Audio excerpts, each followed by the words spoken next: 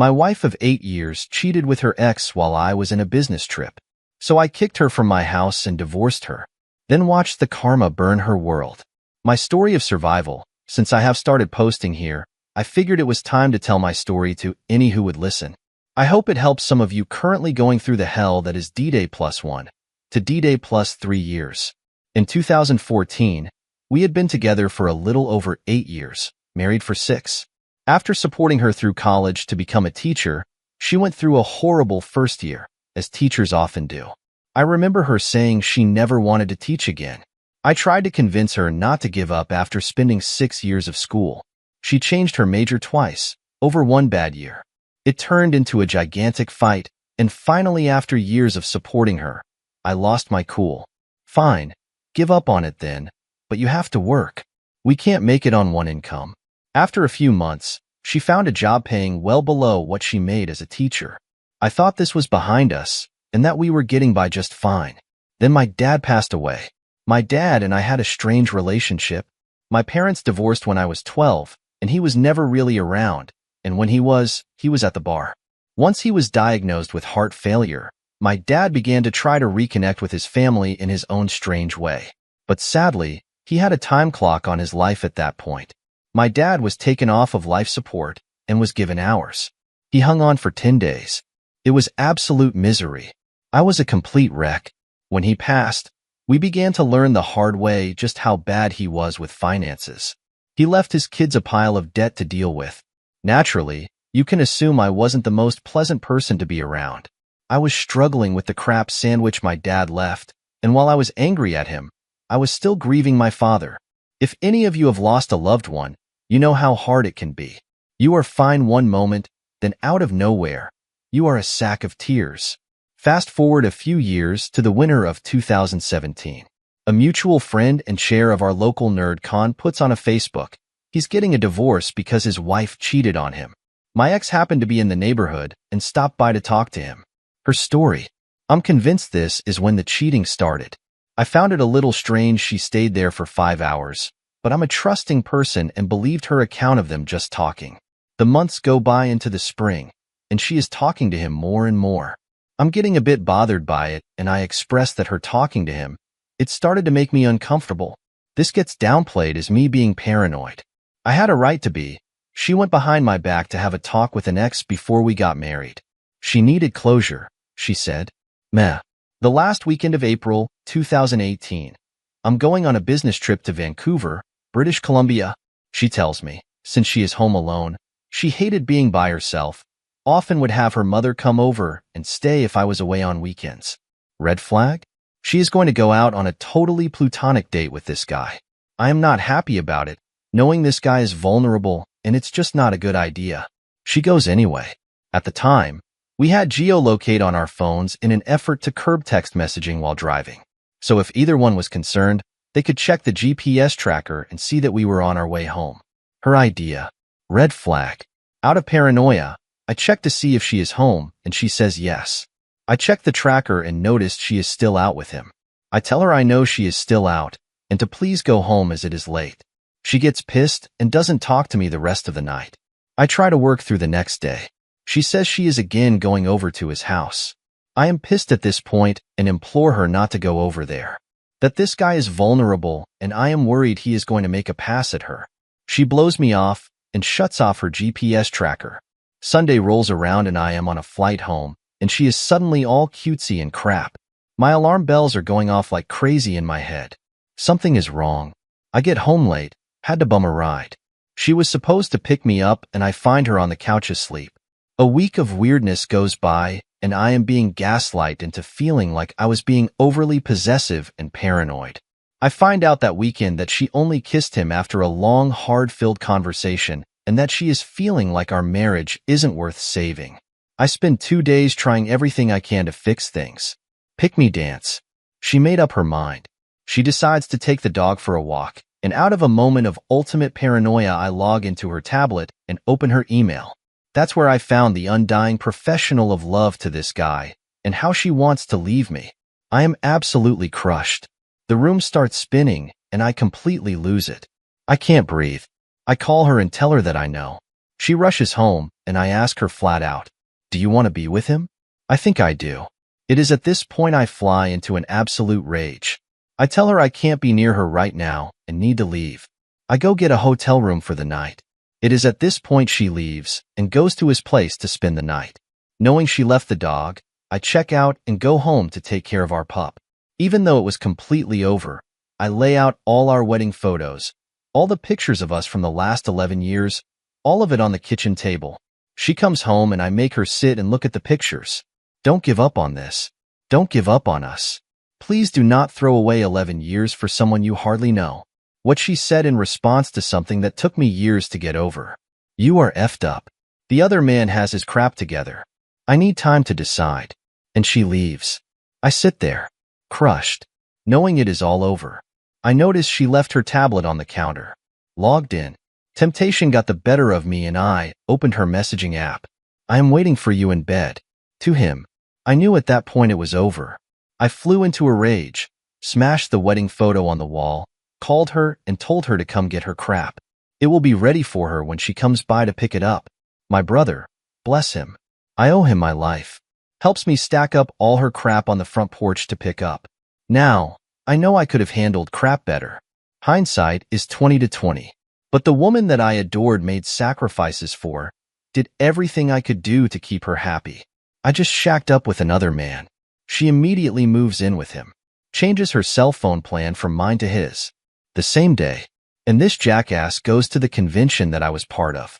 The staff for it and proclaims his love, and that if anybody doesn't support them, they are kicked out. I am naturally banned from the convention. So not only did I lose my wife, I also lost my tribe. I thought that had my back.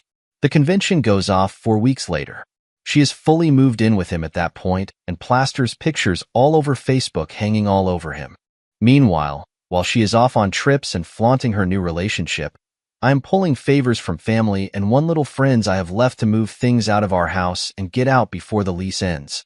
Anytime I demanded help, she had some excuse. To make matters worse, even work wasn't safe. She started a new job the week she cheated at the same place I was working IT help desk lead. Over the course of that summer, I lost a ton of weight. I began smoking a pack a day, barely eating. While I spent my birthday alone, she was off showing her new man to her family, who dropped me like a bad hat and welcomed him with open arms. I sadly fell into the pick-me trap and tried several times during the summer to reason with her, to implore her to get out of that relationship and set out on her own. It was then she explained to me how I fell out of love with you after your dad died. I know you were grieving, but I had needs too. You stopped paying attention to me. During one of the last time I spoke to her, she tried coming on to me and I stopped it. I got angry and told her that this is not the effing Notebook and to grow the F up. As a final FU, she decides to take the other man on a trip that we had planned together to Ireland and England, the place where my family came from in the 1900s. At this point I had blocked her and anyone associated with her on social media, so thankfully I didn't see the trip plastered all over the place. Shortly after that, I finalized the divorce paperwork on my own and it was done. I haven't spoken to her in person since. 1 or 2 emails to settle some accounts, but other than that, she uses her parents as a proxy if there is something she needs. I exercised no contact with her and anyone associated with her. Sadly, that meant many friends who took her side or felt remaining in the conversation was far more important than keeping a friendship with me. Throughout this entire ordeal, I found a fantastic therapist. He helped me realize that none of this was normal, and I was trying to react the best way I could in an extremely effed up situation. His words. I learned through therapy and explaining what happened that there was nothing I could have done to prevent it, and all her excuses were baseless and not a justification for infidelity. I learned all in all, I have good coping skills, and I did the best I could have given the circumstances. I began working on being a better person and trying to let go of all this horrible, awful crap, taking time for self-recollection, self-care, etc. I remember the last thing he said to me before I stopped seeing him. There is nothing I have left to teach you. Go forth and conquer like my man. You've got this. First step I made for myself was getting out of that work environment. Seeing her constantly and working in the same office as her and several of her friends was torture. It was hard because I had invested so much of my life and energy into that job. I landed a great job back in my hometown. I worked for a school district. I love being around the kids. I feel a sense of purpose I think I needed. I have my good days in bed. Sometimes I will hear things about her and her life and it upsets me, but it doesn't floor me like it used to. I learned she married the guy this summer. About 3 months he divorced his wife. Yeah, took him 3 years to divorce his ex, but was living with another woman. From what I gather, she's incredibly skinny, looks tired all the time, and doesn't go anywhere without his permission. The hardest thing for me still is that I had no way to house our dog in the divorce, so she got her. I miss that dog. A few times she tried using the dog as an excuse to see me to gaslight me. It was a painful decision, but I had to end that too.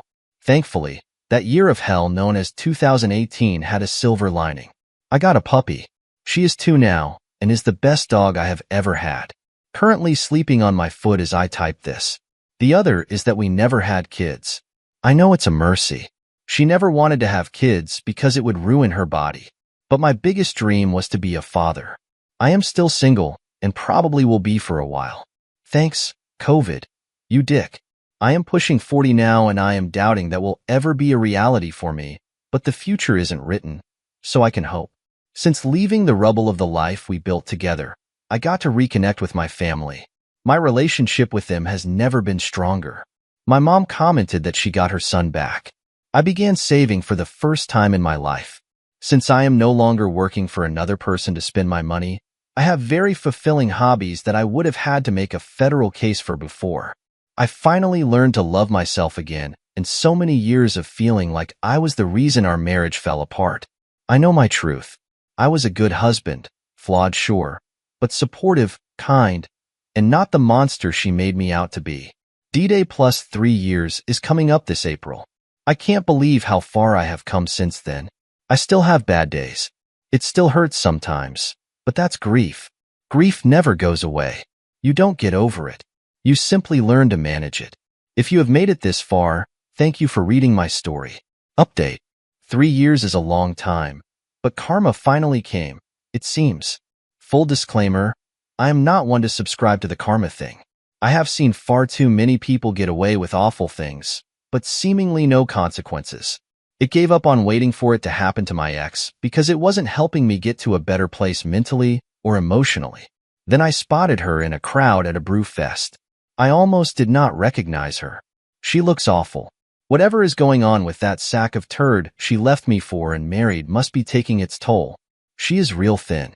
Looks like one of those people at the gym that is so obsessed with being fit, they look exhausted and withered. A stark contrast from the woman who she used to be. She is 33 and easily looks 10 years older. By instinct, I looked away and avoided eye contact. From what my brother says, she clapped her eyes on both us waiting in line for a beer and got the hell out of Dodge. Later, I am catching up with old friends that had my back turned the whole thing. I learned that she and her husband, a fair partner, are really struggling financially. The convention he rules with an iron fist and kicked me out of, along with anyone who spoke out against him, is being investigated by the IRS, and that many of the people around them are seeing them for the toxic a-holes they really are. My response to hearing the news about how rough she looks or how her life seems to be floating in the toilet, she did this to herself. Update progress. For years ago, almost to the day, the woman I pledged my life to for saking all others cheated on me. It took 6 brutal months to divorce and get no contact to stick, mostly for me. I am posting this for those who are currently going through the gauntlet and maybe answer some questions. It still hurts, though not as much as it did all those years ago. Like a physical open wound, it eventually heals, but the scar will remain. Sometimes scar tissue will hurt. In those first few months, you cannot trust yourself at all. I was manipulated several times into being her emotional cry pillow for something she did to us. Why was I consoling her when she was the one who wrecked everything? Because I still cared about her. Unlike her, that love I had for her wasn't fickle. It takes a long time to learn how to not love someone anymore. Any friends who say, "I'm not choosing sides," is someone you need to distance from. They chose a side and it wasn't yours. I had a friend of 20 years. In retrospect, they were toxic AF. Claim they were not taking sides and wound up becoming friends with the affair partner. I suspect to climb the social ladder. Tell your story. Be unapologetically honest. Cheaters are famous for painting a narrative to everyone that betrayed spouses an awful person and a feeble attempt to justify their cheating. The best way to combat this is to be honest. It is no longer your responsibility to keep their secrets. Do your absolute best to maintain no contact. It is very hard to do sometimes. I have failed at it a lot. Block them everywhere. Best option if you can afford it is to have communication done through a third party. You do not have to forgive them. Use that energy forgiving yourself. You do not have to get back out there and meet someone new. Do it when you feel ready, not when others say. You are going to hear invalidating comments from ignorant people. Get over it. It takes two to tango. There are two sides to every story. Etc., etc. Comments like these come from a place of ignorance. They haven't gone through what you have. They do not understand. I hope this post can be a good place for those of us who are farther along the path to help those who are pulling themselves out of the quicksand of despair. That is what I love about this community. People are here to help. Living your best life is the best revenge.